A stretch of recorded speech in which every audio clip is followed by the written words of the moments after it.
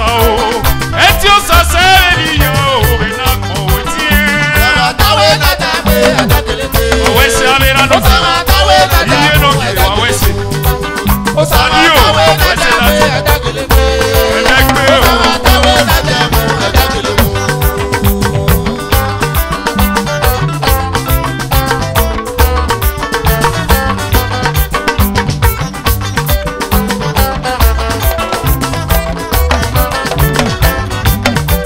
Osaga taye tedekpe o edekelekpe. Osaga tawe nedebu edekelebu.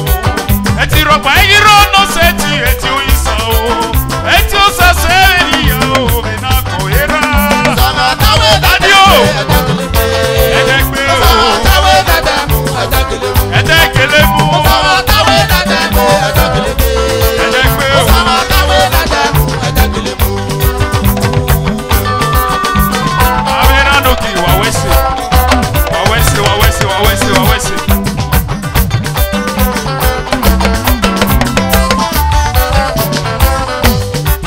Osaga taye tedekpe o edekelekpe. Osaga taye tedebu edekelebu. Eti ropa iro no seti eti o isa o. Eti o sa se ya o bena kodadi o. Tawe na tawe Dr. Sosha no borukuwa dadi wese na tawe na tawe adakeleke. edekelebu. Tawe na tawe adakeleke. Edekpe o. Tawe na tawe Adio. adakeleke. Eti ropa iro no seti eti o isa o. Eti o sa se ya o bena ko etie. Tawe na tawe adakeleke. Tawe na tawe adakeleke. Tawe na tawe adakeleke. Edekpe o. Tawe na tawe Aba. adakeleke.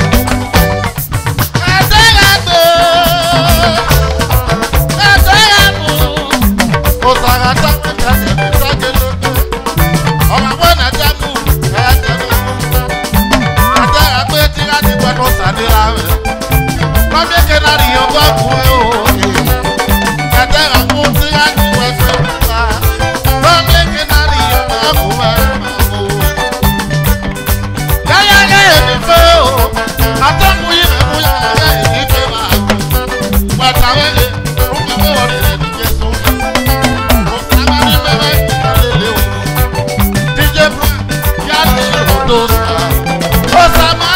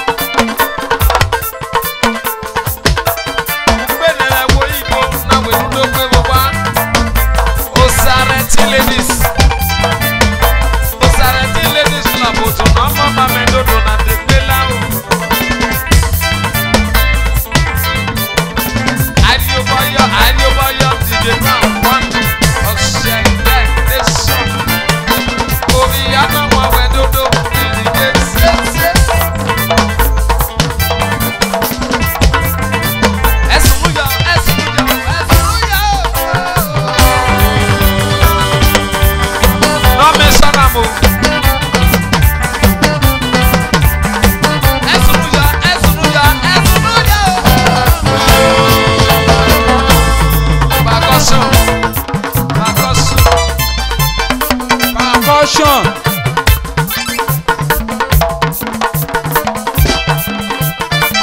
Iye kwame bia yudo gagi sibi ga mayedo akaka yudo yeda inoma sibo yo yeda inoma.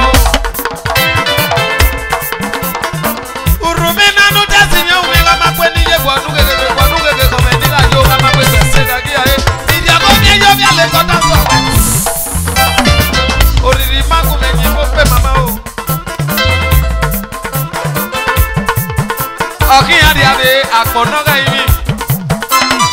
Sabita uwego. Yoswewe 0-9.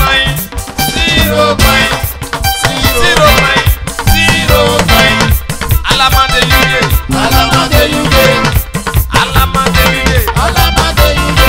Otiboke mayo.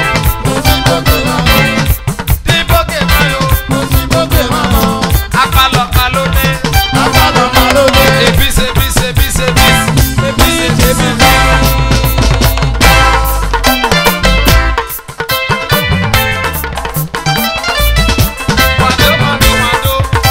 That is a tribute to our living legend.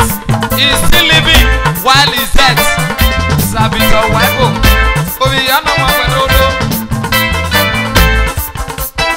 Awawe Ikebe Eze. Igbobi.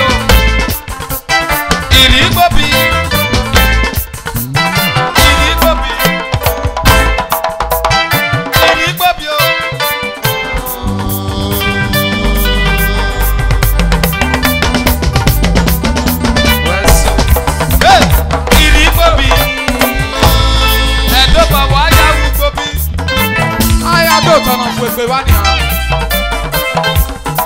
Ugiabe hotel, Ugiabe warehouse.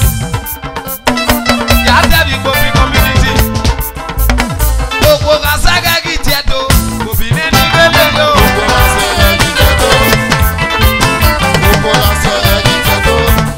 Igbobi neni gele yo. Wase bakuna wa winia. Eya ni Igbobi.